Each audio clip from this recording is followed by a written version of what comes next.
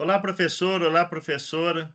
Meu nome é Homero Nunes, eu faço parte aqui da gestão da formação docente. É sempre muito bom estar aqui. Hoje temos convidados especialíssimos para falar aqui sobre IA, pesquisa, alguns desafios para os nossos futuros aqui. E me acompanha, como sempre, a Dani. Olá, Homero. Olá, professores. Que bom estar aqui nesse Antesala com vocês e hoje com um tema tão importante, tão presente no nosso dia a dia, seja na nossa sala de aula, seja no exercício do nosso trabalho. Então, é muito bom receber os professores Guilherme, o professor Ravi, para contar para a gente um pouquinho sobre a IA na pesquisa e no ensino, esses novos conhecimentos e práticas. E hoje, como convidados aqui, nós temos dois professores super bacanas e que se dão muito bem. Ambos já trabalharam aqui conosco no Núcleo de Formação Docente. O Ravi ainda trabalha conosco e o outro é o professor Guilherme Galdereto. Então, a duplinha aqui hoje, que vem conversar com a gente, é o professor Guilherme Galdereto e o professor Ravi Orsini. Sejam bem-vindos. Eu vou passar a palavra, vocês se apresentam e a gente começa esse bate-papo. Oi, pessoal. Oi, Homero, Daniele, Rodrigo, querido parceiro Ravi, né? Que honra poder voltar aqui. É o bom filho a casa torna, né? Já dizia o ditado, né? E fico impressionado, né, com a capacidade dos nossos hosts aqui. Eu pensava que já tinha uma edição, quando eu via no horário coletivo e tudo mais, eu pensava que tinha um teleprompter gigante, mas não, é tudo aqui na naturalidade mesmo. Né? Mas, bom, queria então me apresentar, né? Eu sou o professor Guilherme Galdereto. Hoje eu faço parte do programa do mestrado profissional de Engenharia Civil da São Judas, né? E como professor aqui da Anima na graduação também. Esse semestre a gente, no programa do mestrado, no Estrito Sensu, começou uma disciplina nova chamada Uso de Inteligência Artificial em Pesquisa e Prática no Contexto da Engenharia Civil, né? E aí a ideia pelo convite, né? A gente explorar, compartilhar um pouquinho dessas experiências, falar algumas abobrinhas e certamente cutucar o Homero com relação ao Atlético Mineiro, né? Que este ano não foi lá muito bem. Né? Mas isso, desculpa, tá, pessoal? Isso é rancor, tá? Isso eu tô simplesmente Ô, botando para Guilherme, para fora que você foi anos de lembrar comédia que ele disso, fez. cara? Essa pauta não é legal aqui hoje.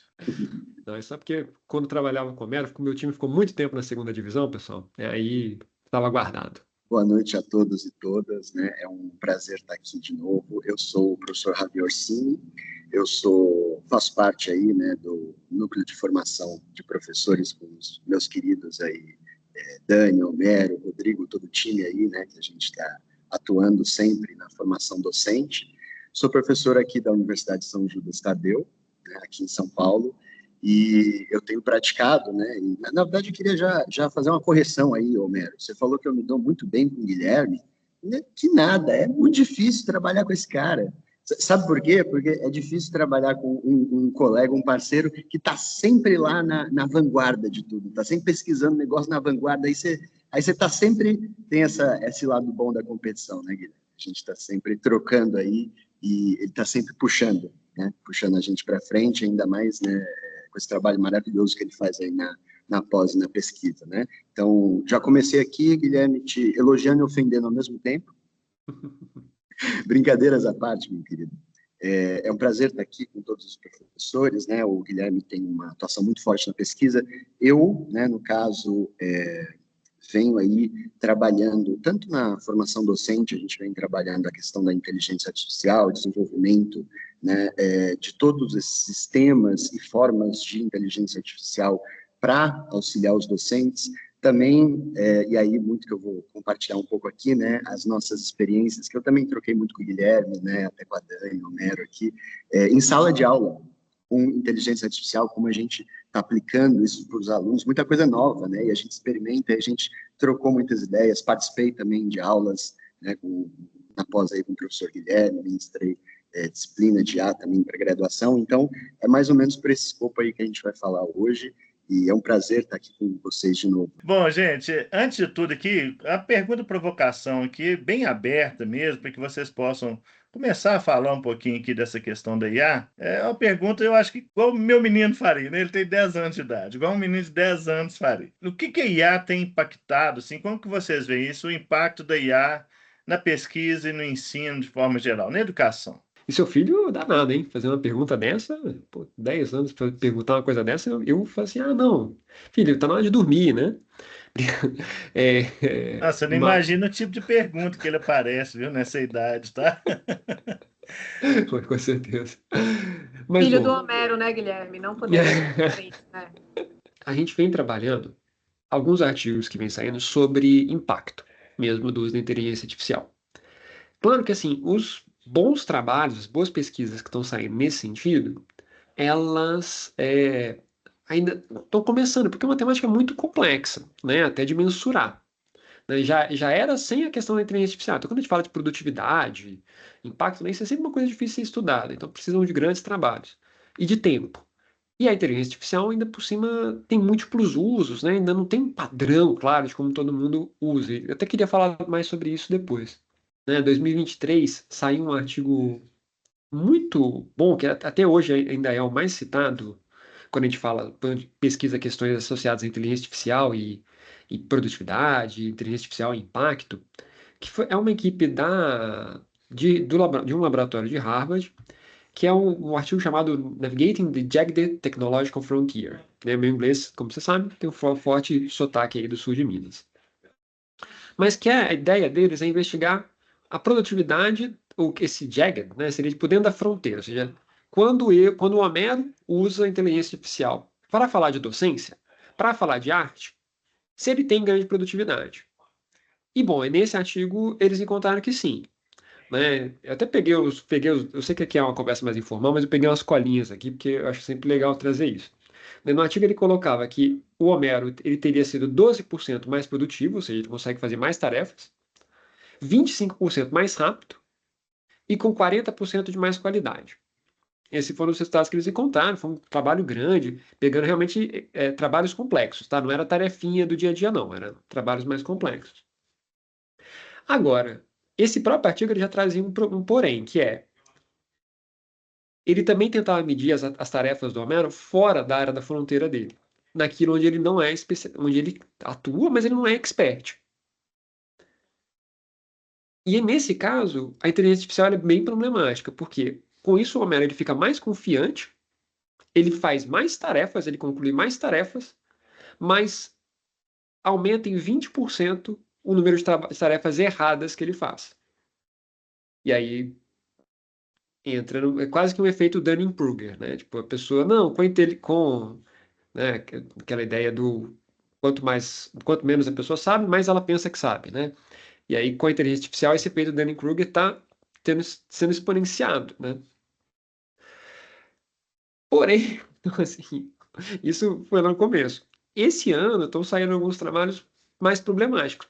Tanto que um dos termos da moda agora, eu não sei se as redes sociais de vocês também são contaminadas desse assunto, que nem a minha, né? Mas o termo da moda agora é o AI slop, né? O work slop. Né? Essa ideia do o uso de IA preguiçoso, o uso de IA É o descuidado. segundo termo do ano, né? Segundo o dicionário lá de Cambridge, né? Segundo termo. O primeiro é parasocial e o segundo é esse slop, né?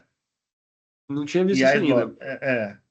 Muitos desses assuntos, né, os professores já vêm debatendo, né, mas a ideia acho que é exatamente a gente sempre ir resgatando e aprofundando esses temas, né, essa ideia do uso medíocre, desse trabalho medíocre, muitas vezes errado, que as pessoas vão utilizando. E aí, né, nós temos um trabalho que foi publicado na Harvard Business Review, né, a revista, em final de outubro, que é assim, é meio escandaloso, né, mostrando 95% das organizações não vendo os retornos que elas esperavam dos investimentos feitos em IA, 40% dos trabalhadores reclamando de work slop, né, ou seja, desse IA slop de seus colegas, funcionários, supervisores, né, no dia a dia. Então está aumentando muito o retrabalho. Então, eu estou como editor, né, da revista científica do programa de pós-graduação, que é o Journal of Urban Sustainability Technology. Então, fica até o convite aí para quem quiser publicar suas revistas, né, suas pesquisas, né? É, e assim, tanto no nosso journal quanto em vários outros, né? Os editores eles vêm falando, tipo, a quantidade de retrabalho que a gente está tendo agora, de trabalhos enviados com referência alucinada, dados que não param em pé, né? Agrupamentos que não fazem sentido, né? Porque a inteligência artificial é um papagaio estocástico, né? Então, bom, eu já estou... Desculpa, Javier, a ideia é ser um bate-papo, né? Perdão, gente. Eu até queria dar uma ênfase muito grande, né? Não só no que você falou e puxar várias questões, mas dar uma ênfase no suspiro que você deu quando você falou medíocres.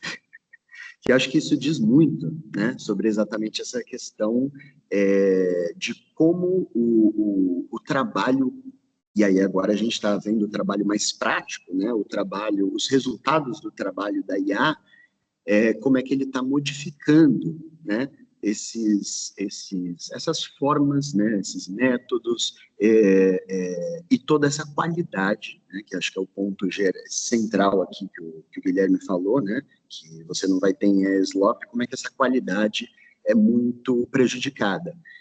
Aí eu vou fazer dois contrapontos, né? Um contraponto é que não significa que, então, todos vão desistir da IA, a gente já vai falar também, talvez, das bolhas, né, das grandes bolhas que talvez estourem, né? Mas o ponto principal é que já teve mudanças, tá? Já tiveram mudanças em algum nível em estrutura no mercado de trabalho e prevêem-se mudanças, né? Talvez não tão significativas quanto a gente previa há 2 anos atrás, há 3 anos atrás, né? Como, por exemplo, quando saiu aquele último relatório eu sempre mostro ele em aula, né, dos alunos, o Future of Jobs Report do Fórum Econômico Mundial, mostrando que os próximos 30 anos, né, os empregos que mais vão ganhar mais posição e mais vagas no mercado de trabalho, né, vão ser mais valorizados também, vão ser empregos relacionados com inteligência artificial e alguns, né, um pouco com sustentabilidade também, por conta do agravamento das questões de sustentabilidade, né, das questões socioambientais que a gente tem, mas de modo geral, você tem mesmo uma mudança que está ocorrendo, né, e ela, de fato, está impactando. E aí, essas habilidades, que aí eu acho um ponto muito interessante, né, essas habilidades que estão sendo necessárias, estão sendo não apenas você incorporar o uso dessas ferramentas, porque isso qualquer pessoa consegue e consegue produzir um AI slop, né, uma coisa mediana ou medíocre, né, mas justamente pontuar, por exemplo, o quê? Senso crítico, tá? Um senso crítico e uma capacidade de conhecimento que você tenha para poder revisar o conteúdo de IA, entender os erros dela, entender onde ela errou,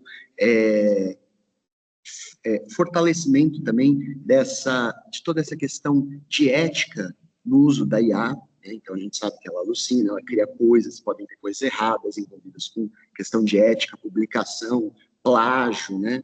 E tudo isso, tá? São competências e são perspectivas que são muito valorizadas, pelo menos num futuro muito próximo, né? Então, que são competências que a gente já vem trabalhando no ensino, na pesquisa aqui na Ânima, na academia. Legal demais, Ravi. Olha só, vocês trazem um ponto interessante, né? Quando o Homero trouxe aí, né? Eu estava vendo isso também hoje, né? A segunda palavra mais falada aí, né? Segundo o dicionário, o AI slop, né? Que é a questão da mídia de baixa qualidade, aquelas produções por IA, assim, né? Sem sentido, e que fica tão claro que aquilo ali, de fato, foi produzido por IA. E aí a gente olha hoje para um cenário também onde os nossos alunos também utilizam a IA na produção das suas atividades, dos seus conteúdos, mas que produzem isso também de uma forma, muitas vezes, né, um pouco slop, né, desleixado, despreocupado, sem o senso crítico que você traz aí, que é importante, da gente olhar para o que a IA entrega e entender que aquilo ali não é uma sentença, né, fechada, e que a gente precisa olhar e entender o que é real e o que não é. Então, pensando nisso e olhando para esse cenário que nós, professores, também precisamos nos especializar, entender um pouco mais sobre esse cenário da IA, a minha pergunta para vocês é: quais são as habilidades que um pesquisador e professor, né, ele pode precisar para encarar esse cenário, onde uma IA que alucina, né? Uma IA que entrega conteúdo que não é adequado, né? E como é que a gente traz isso para esse cenário, muitas vezes da pesquisa, do trabalho científico, da A3, enfim, né? Dentro desse contexto. Eu tenho uma resposta provocativa para essa pergunta, né? Se o nosso podcast já tem cortes, né? Para render para viralizar na rede, a minha resposta é: não muda nada. As nossas habilidades e competências docentes continuam as mesmas, né? De Professor pesquisa, Guilherme Galdereto declamou. Não muda nada, gente. Está aí o corte. Polêmica. Brincadeira. Mas assim, não, e realmente, assim, por que eu quero dizer com isso, né? A gente fala de alfabetização, né, de letramento digital, dos cuidados que a gente tem que ter com essa temática, né, dos desafios que é entender, né, como que funciona, né, o algoritmo, o aprendizado de máquina, o deep learning, né, são realmente técnicas, questões que não são tão intuitivas e que precisam ser melhor trabalhadas nos profissionais como um todo, né?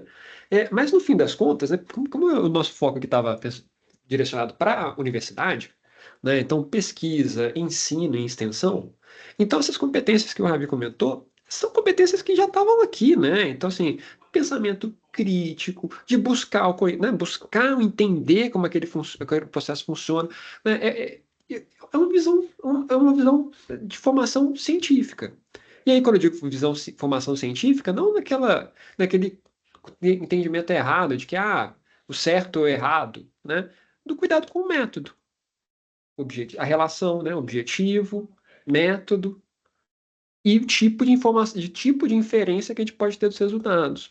Né? É a mesma base. Tanto que assim, eu fiz uma brincadeira com meus alunos. Eu comecei toda a aula com um mantra. Você é o responsável por absolutamente tudo que for comunicado. Claro que aqui eu estou muito pensado na escrita. A gente tem que tomar muito cuidado com as falsas analogias. A ideia de que a IA é a calculadora da escrita, é um supervisor que você tem, é um estagiário. Não acho legais essas analogias. Porque a IA ela é inconsistente. Cara, nunca vi uma calculadora que tem hora que acerta 2 mais 2 e tem hora que não acerta. Ela não avalia mérito. Então, se você pedir uma coisa absurda, e aí, inclusive, tem toda uma polêmica associada agora, que está crescendo muito o uso das inteligências artificiais generativas como companhia, né? Como psicólogo, como amigo, como namoradas virtuais, né? E ela é treinada, né? Ela foi treinada, tem várias maneiras como ela foi criada, né? E uma das últimas etapas, ela passa por um treinamento de reforço humano.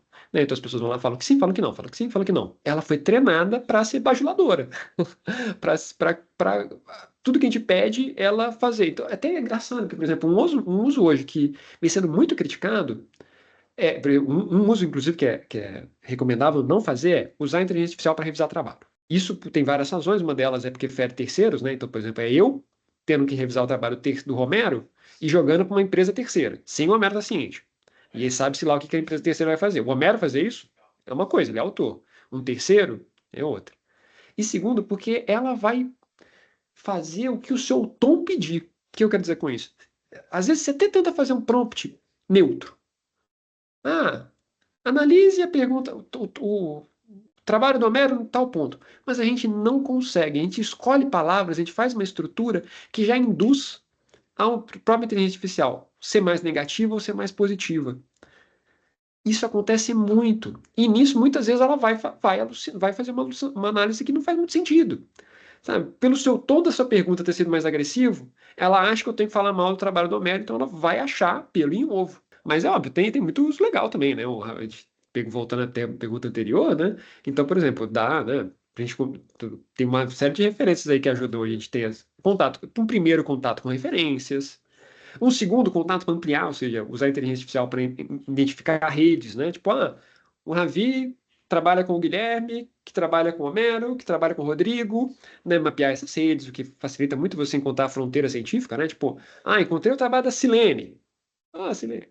Né? E com quem que a Silene citou, né? E essas inteligências artificiais ajudam muito a fazer isso, né? Tem um artigo que o professor Carmino, das engenharias, me passou, que é maravilhoso, que é um artigo de 2015 ou 2016, chamado Papagaios Estocásticos, né? Que ele faz uma analogia às inteligências artificiais, ou seja, antes de ChatGPT, essas coisas todas, que elas seriam como papagaios estocásticos. O que é o estocástico? Né? O estocástico é um modelo estatístico probabilístico. né, que ele vai... Então, se eu tenho lá que 60% das fontes falam que o Cruzeiro é melhor que o Atlético, isso significa que, quando eu perguntar para a inteligência artificial, ela vai me falar que o Cruzeiro é melhor que o Atlético 60% das vezes. E 40% das vezes Alucinando, ela vai né, falar que o gente? Atlético é melhor. Alucinando, tá vendo? É de alucinação. Então é isso, ela não vai ser consistente, ela vai reproduzir essa base probabilística.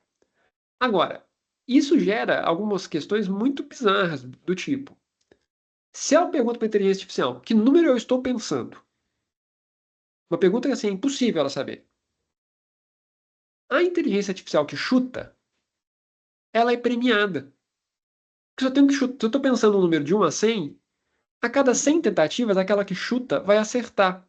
E aí, nesse processo de treinamento, ela vai sendo premiada.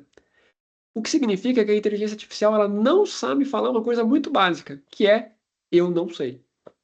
Eu queria pegar gancho, né, nisso que o Guilherme falou, das oportunidades também, porque eu acho que ele já cobriu muito dos cuidados e poderia, né, até falar assim, o óbvio, né, que seria, né, ensinar boas práticas, de uso de IA para os alunos, mas eu queria deixar isso de lado e, na verdade, contar uma pequena narrativa que eu tive, né, semestre em sala de aula, justamente para mostrar um pouco disso como uma oportunidade, né, de ensino. Eu tenho alguns alunos, né, que eles estavam com algumas dificuldades com relação a três, né, sobretudo nessa parte da pesquisa, entender o que é ciência, o que não é, né, e a gente sabe que muitos, às vezes, até da formação aí do ensino médio, ensino fundamental, eles não têm tanta apropriação, né, dessas questões mais avançadas de entendimento, o que é ou não conhecimento científico e tal, né. E aí, eles estavam com dificuldade, aí a gente fez um workshop de pesquisa, né, em uma UC aqui. Eu fiz um caso com a UC de cenários de desenvolvimento socioeconômico, né? E aí, o que a gente fez? Eu falei, gente, vamos simular um processo de pesquisa junto? A gente quer descobrir o quê? Aí eles têm o tema da 3 deles, né? Então, vamos começar uma pesquisa junto? Abrimos aqui os slides, né, com o navegador aberto. Como vocês fariam? Eles, professor, a gente entraria no site tal, no Google e joga, né, tal coisa. Eu falei, legal, aí você tem umas respostas. Aí eu fui entrando, onde vocês clicariam aqui? Tá, blog do Josézinho. Pessoal, vocês acham que o blog do Josézinho é uma boa fonte? Aí eles, não. Então vamos para o Wikipédia. Aí ensina como é que o Wikipédia, por exemplo, é uma fonte que tem um grau de acerto alto, né, de enciclopédias britânicas, mas não é uma fonte fidedigna científica, né, justamente porque ela tem os seus defeitos e tal, né? E aí fomos para IA. Como vocês, então, usariam a IA para pesquisar? Joga no ChatGPT, Gemini, é uma pergunta de pesquisa. Aí eu falo, será que ele não é? Aí, a partir disso, né, com eles juntos, deu para construir muito interessante um senso crítico do que é literatura científica, de quais níveis diferentes, quais IAs, e aí eu passei, por exemplo, com eles, a utilizar IAs que varrem só conhecimento científico, que você já diminui muito o viés e as alucinações dela, do que, por exemplo, IAs que varrem a internet como um todo, né, para poder gerar uma resposta. Então, eu trouxe isso para eles e foi bem, bem bacana, assim, né, porque não só a gente teve também uma oportunidade de apurar esse senso crítico, essa capacidade para o futuro deles, né? Eu trago aqui como professor, a gente tem essa capacidade muito legal, mas também utilizar essas ferramentas que também dão um pouco de acesso a mais, né? Para algumas pessoas que não sabem, por exemplo, achar os artigos certos dentro do Google Acadêmico. A gente passou por isso também na aula, né? Tive que lidar com isso com eles, explicar, né? Como é que a gente acha, qual artigo que a gente quer, como e tal. Mas é uma oportunidade muito legal deles se apropriarem do conhecimento científico também. Utilizar essa oportunidade para a gente também ensinar como essas boas práticas diárias os alunos podem fazer e podem se apropriar e também, né, do conhecimento científico. Desculpa aí a narrativa aí. Não, Ravi, eu só preciso pontuar, né? Essa dialética que você desenvolveu com eles é incrível, né? Exato, você passou pelo processo. E o processo continua o mesmo. O processo de análise continua o mesmo. Sabe quem me ajudou nessa dialética? O professor Galdereto aí. Não, essa daí você me contou, eu só fiquei babando. Eu falei, nossa, isso ficou maravilhoso. E agora, tá uma coisa legal, né? Então, por exemplo, dentro desse processo pelo qual você passou com eles, né? Onde a gente vai exatamente mostrando esses recursos, tem dois pontos que eu queria destacar, né? Quem já está mais acostumado com pesquisa, né? Já então os alunos que estão na iniciação científica, os próprios professores, né? Os alunos da pós-graduação, né? Uma próxima pergunta que eles sempre, muitas pessoas fazem é: eu posso usar isso aqui então para revisão sistemática? Posso usar essa inteligência artificial aqui para revisão sistemática? E aí a resposta é um não enorme, porque um dos princípios da ciência é transparência. Outro é reprodutibilidade. E eu não consigo ter os dois. Eu não sei quais foram os critérios que elas usaram para poder identificar aquelas referências, e eu não consigo reproduzir igual. Então, se eu pegar todas as etapas que o Ravi fez, pesquisar as mesmas palavras-chave, eu vou ter resultados diferentes. Então, mas ela é excelente com contato inicial. Assim, aqui eu estou simplesmente falando que assim, eu não posso usar ela como método, mas eu posso ter como contato inicial. Aí agora, Ravi, um outro ponto didática, né, Guilherme? que a gente debate bastante também, por exemplo, a questão da falácia da autoridade, né, que é um desafio aqui na universidade, né, a gente está o tempo todo tentando combater a falácia da autoridade, até porque nós, professores, fazendo autoculpa, né, muitas vezes a gente recorre à falácia da autoridade, o que é uma fraqueza nossa, né, a gente tem que sempre tentar evitar, mas, né, a gente vem observando agora uma falácia da autoridade também entre as IAs. Então, por exemplo, a Elsevier, né, que é os grandes publishers, né? Ela lançou a IA dela, né? Tem lá o Scopus AI ou o Science Direct AI. E só consegue usar quem paga o pacote Master Ultra Plus lá da Scopus. E ele tá lá, não, só essa inteligência artificial foi treinada e só funciona com os dados aqui nossos. Aí já entra uma questão ética, né? E o autor, né? Não vamos falar sobre isso, né? Até porque esse já é um tópico aí que a publicação científica já é problemática há mais tempo, né? Não foi a IA que trouxe esse problema. Mas que aí muita gente está considerando, tipo, não, isso aqui é uma inteligência artificial, então, superior, porque ela só parte de trabalhos científicos. E está tendo muita polêmica, porque o que ela está errando, especialmente com temas de fronteira, não está escrito. E aí o pessoal entra em contradição por conta da importância do oráculo, né? Mas deixando claro, né, que é falácia. Falácia de autoridade, ponto. Mas mesmo dentro da comunidade científica, tem pessoas que acreditam que caem nessa falácia. E segundo, pelo não entendimento de como ela funciona. Então, sabe um lugar que ela erra demais? Temas novos. Então, a Dani foi lá, descobriu um tema novo em educação, ela cunhou esse termo e começou a investigar. Trabalho super sólido, mas só tem um artigo dela, por enquanto. E aí eu faço uma pergunta, esse artigo está no Elsevier, eu pergunto, e aí ela alucina. Porque ela não consegue ter uma base de dados sólidas só com um artigo, só com um tema. Então, se eu tenho poucos dados, ela não consegue extrapolar. Está ligada a como ela foi criada mesmo, né?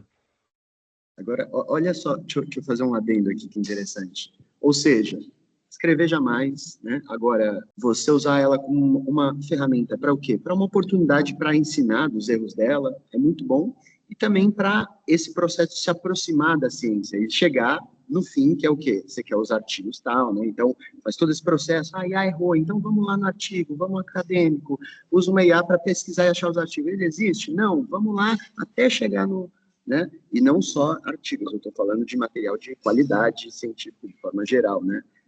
Mas tem oportunidades também, né? Esse é o ponto geral, contanto que elas sejam feitas com cuidado, né? Então, para o finalzinho aqui, para a gente finalizar, com dor no coração, porque eu imagino que esse papo ainda renderia muito mais, eu peço a vocês aqui as palavras finais, né, gente? Assim, Guilherme, qual conselho você daria para os pesquisadores, para os professores no uso de IA? E eu faço a mesma pergunta para o Ravi, tá? Para vocês dois. Qual que é o conselho do ponto de vista da qualidade? E vocês pensem aí, em relação ao uso da IA? Vamos lá. Nossa, além das boas práticas básicas que a gente citou aqui, né, checagem de alucinações, se atualizar com relação ao tema, não está sendo muito difícil, né, sair notícia toda hora e tem bastante canal ligado nisso, criar profissionais com esse senso crítico dessa ferramenta, né, quebrar o medo da tecnologia também, né, muitos às vezes a gente vê, né, tem mais ou menos adequação e mais ou menos desejo de estar junto com essas tecnologias, entender elas, né, justamente com esse senso crítico, banco de prompts também sempre ajuda, né, para quem usear. Aí dá para falar de Second Brain, né, o Guilherme, ele foi anfitrião aí na pós de uma aula muito legal, se quiser citar também, Guilherme, com o rapaz da Interpol lá, né, e que deu várias dicas para a gente também de desenvolver esse segundo sistema, né, onde você armazena e computa dados seus, né, Second Brain. Mas, de modo geral, gente, acho que valorizar esse senso crítico, né, não ter medo também de encarar o tema, porque muitas vezes, né, gera um medo, assim, de encarar o tema, tanto transformando ele como tabu, quanto abraçando e falando, ou indo para o oposto, né, mas encarar a sério com senso crítico e utilizar isso como um processo pedagógico que tem muita oportunidade. Nisso a gente aprende muito também, né, com esses colegas aqui, com esse time que a gente faz parte, a gente está diariamente aprendendo também. Queria só agradecer aí, Homero, Dani, né, Guilherme, desculpa as brincadeirinhas aí, estamos sempre junto, meu querido colega aí. Um abraço para todos os professores e professoras do ecossistema e prazer estar aqui com vocês, gente. Nossa, que demais. Olha, Ravi, eu só queria compartilhar, pessoal, uma fofoca, né? Então, só para entre nós, não contem para ninguém. Mas o Ravi, ele daria um grande youtuber, assim. Ele pensa naquelas frases, aqueles clickbaits, né? Ele falou assim, Guilherme, se fosse no YouTube, a gente podia colocar o nome da palestra, O que aprendi com a Interpol. Eu falei, nossa, caraca, que exagero, né? O palestrante trabalhou para a Interpol, mas ele compartilhou algumas dicas legais, né? Não, mas sim, e ele fala sobre isso, tipo, olha, como que a gente pode utilizar esses recursos para codificar, organizar, sistematizar, né? Ampliar, né? Ter um rápido acesso, né? Então, assim, entender as tarefas que a gente já faz, que a gente já tem que fazer, nunca, e isso é um ponto fundamental, né? Nunca delegar, nunca encontrar que, olha, não vou ter que mais fazer essa tarefa, não tenho que mais pensar sobre isso, mas eu posso utilizar isso como um recurso para determinados fins, tá? Sempre verificando, né? Como o Ravi colocou. Mas eu queria encerrar, né? Tipo assim, eu acho que esses pontos aí, né, vocês vêm trabalhando bastante aí com os professores ao longo desses últimos anos, né? E parabéns aí pelo trabalho que vocês vêm realizando nesse sentido, né? Com muita iniciativa, né? Logo no começo de 2023, esse já foi um tópico central aí na atividade do núcleo. Eu queria reforçar a palavra da empatia.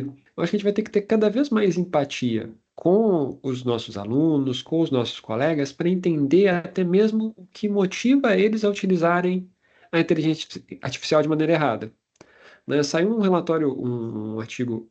A OpenAI, ela tem uma brincadeira que ela é a Closed AI, né? Que falta muita transparência. Mas tem um ponto que é legal das muitas empresas de tecnologia de maneira geral, é que normalmente quando um funcionário participa de uma pesquisa científica, eles compartilham no site e a OpenAI faz lá até um resuminho e tal. Então tem alguns trabalhos muito legais. Dá para entender muito como a inteligência artificial funciona e os problemas dela no próprio site da OpenAI, por incrível que pareça. E saiu faz 2 meses no máximo, que é como as pessoas usam a inteligência artificial. Já tem um problema aqui do tipo, nossa, como que eles tiveram acesso a esses dados, né? Mas mostra como as pessoas estão usando. Eles dividem em 3 tipos de uso, né? Quer dizer, tem várias divisões que eles fazem no artigo e tal, mas tem um dado que eu achei muito legal que é quando a gente pede para poder gerar um prompt, não pede para fazer coisa, quando faz uma pergunta, então eu quero saber uma informação, ou quando a pessoa está só se expressando. Ou seja, ela nem pediu um prompt, nem fez uma pergunta. Ela está só se expressando. E esse último uso, que é muito comum em conversas, é o único que está crescendo de maneira contínua desde o começo do uso da IA. Enquanto que o uso da IA para tarefas, o uso dela concomitante enquanto você faz um trabalho, está caindo. Ou seja, parece que a gente está tendo uma inversão. As pessoas estão usando cada vez mais a IA como para se expressar e menos para realizar tarefas. Isso reflete muito da situação, da necessidade, né? No fim das contas é aquilo, né? A inteligência artificial muitas vezes nos fala mais sobre a gente, né? Quem está escrevendo os prompts, do que o contrário, né? Do que sobre ela em si, né? Assim como toda essa questão do AI slop, né? Se tem um ponto que eu vim debatendo, né? Que eu acho que é por que as pessoas fazem esse trabalho preguiçoso? E por que os nossos alunos às vezes fazem um trabalho preguiçoso? Porque eles não viram importância, né? Fiquei pensando, quando que eu faria um trabalho desse? Poxa, se eu acho se eu não vejo a importância de algo e tenho pouco tempo, a chance de eu cair numa armadilha dessa é grande. Conta pra gente aí, dá uma dica pra gente de uma IA, dá uma dica de um artigo interessante, de um livro sobre o tema, né, desse bate-papo Livro, filme, interessante. disco, qualquer Conta coisa. aí, traz pra gente uma prof. Dica aí bem interessante. Agora foi um dilema, né? Porque a gente Eu é devia o ter tema que a guardado gente... várias, né? Eu tenho que citar Isaac Asimov, gente, desculpa. Eu amo muito o pai da ficção científica aí, o Isaac Asimov, maravilhoso, cientista aí que previu, né? Previu, tem vídeo dele na internet, assim, descrevendo a internet, 10 anos antes da internet existir, né? Descrevendo tudo direitinho. Eu, Robô dele, é um livro maravilhoso. Assim, os artigos que eu comentei, realmente, eu citei porque eu gostei muito deles, então esse mais recente, de como as pessoas usam, eu acho que é uma das leituras que mais me impactou nessas últimas semanas. Mas pensando numa ferramenta prática que eu venho gostando bastante de usar, tem uma que chama Liner, Liner, Liner, né? Que é como se fosse o consensus, como se fosse o Elicit, para identificar referências científicas, e que eu estou achando bem razoável, tanto na capacidade de gerar pergunta de pesquisa, encontrar gap de pesquisa, e encontrar artigos bem interessantes, assim. Então, fica aí a dica. Para quem não conhece também, o Consensus, ele é bem bom, ele te dá uma varredura rápida de todos os artigos científicos, não todos, né, mas muitos artigos científicos abertos de uma área, e te dá uma leitura, assim, de quais opiniões vão para qual lado, né? É muito legal como ponto de partida, como eu usei com meus alunos aqui em sala de aula, um ponto de partida para você chegar até os artigos e aprofundar, é bem legal. E assim, gente, eu falei de disco aqui, a professora Silene tá rindo aqui no chat. Hahaha, disco, né? Então você tá um disco aqui, então. Você tá Obrigado. um disco de uma banda alemã dos anos 70 chamada Kraftwerk. O Kraftwerk não é nem música eletrônica, é eletro, é antes da música eletrônica, e que começou a usar os sintetizadores para fazer música, e causado muita polêmica lá nos anos 70, nos anos 80, dessas músicas criadas por sintetizadores. E eles são a pré-história da música criada por IA, tá, Silene? Kraftwerk, gente, escutem, é muito legal o som. Para quem gosta de música eletrônica, então, é praticamente obrigatório conhecer o Kraftwerk. Tem vários discos interessantes, Radioactivity, Autobahn, é uma banda sensacional alemã dos anos 70. Valeu, gente. Um grande abraço aí. Muito obrigado, Guilherme, Ravi, Dani, Rodrigo e todo mundo que está aqui conosco. Muito obrigado. Até a próxima. Valeu.